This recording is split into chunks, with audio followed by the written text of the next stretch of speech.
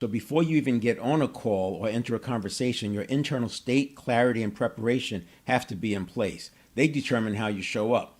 So it's your state, physiology, mindset, and energy that set the tone for success. I'll also talk about why practice is important. Now, it may seem like a no-brainer, but there's a perspective that I don't see covered very often in sales training as to why this practice is important. You may think of it as role playing, but I'm going to make some distinctions as we get into the material. Once in the sales framework, we want to frame the call. Now, this is where you set the intention and create an environment where trust and credibility are established. It's more than just rapport. From the very beginning, you're building rapport, moving into know, like, and trust, and then connection, and then repeat. We're going to keep doing that because you have to move deeper and deeper into getting the emotional reasons why this person is going to buy. This is not a simple, hey, I like the picture on your wall, and then mirroring the prospect. It's taking control of the situation in a way that the prospect feels you're aligned with their interests, not because of some technique, but because you really are. And they feel it.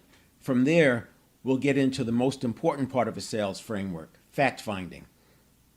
Now, typically, and in my framework is one step, but I break it into two parts because selling is not telling, asking is, and selling is serving. And in order to serve, we have to know what the needs are, and that's why the fact finding is so important.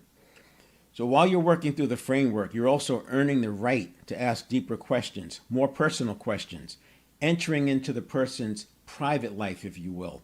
So we all have a public persona, we have a private persona, and then the one that's out of scope here is the secret persona. We don't need to get into that to make the kind of sales that we're talking about.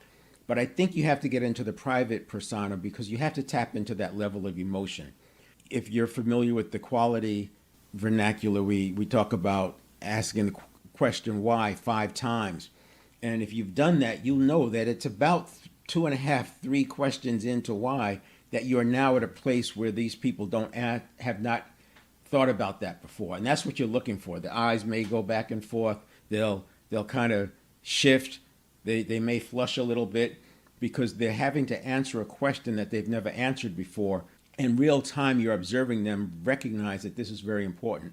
That's where you need to get, and you have to have the alignment with them. You have to have the at least implied permission to be able to get into that level of questioning.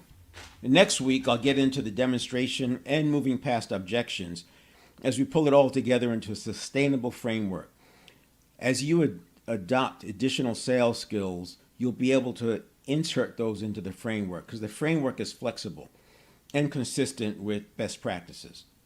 To wrap up, I'll add a 4th event in the series to deal with the internal game. We have to master the internal game if we're going to be effective in the external. And that gets into personal leadership and agency, which is essential for us to stay present, engaged, and being able to return to a growth mindset if we ever get knocked off course.